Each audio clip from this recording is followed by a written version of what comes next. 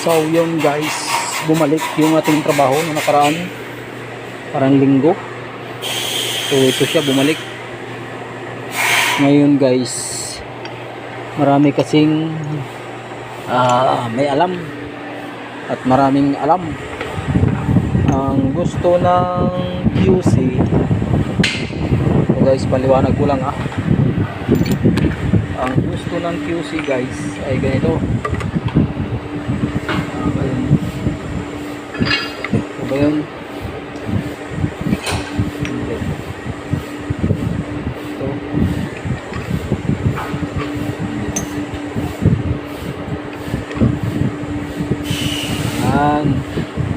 Ang gusto ng QC, hindi nakikita yung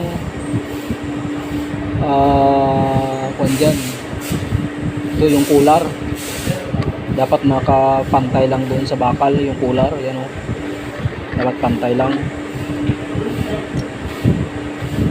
Ito kasi yung ginawa natin o, yan, nakaangat yung cooler. Yan o, yan nyo, nakaangat yung cooler. Ayan, nakaangat yung cooler. Pero ang unang sabi ng maintenance na ganyan, kailangan nakaangat yung cooler. Ngayon, ang gusto na naman ng QC, pantay lang yung cooler. Kaya babaguhin na natin lahat yan. Ayan, ganun gusto nila. Okay guys, ayun guys, may nagawa na tayo ng mga ilang piraso to. Ito na lang yung i-repair natin. Ito, nagawa na natin yan. Dami nilang alam. At dito mayroon pa dito isang tao na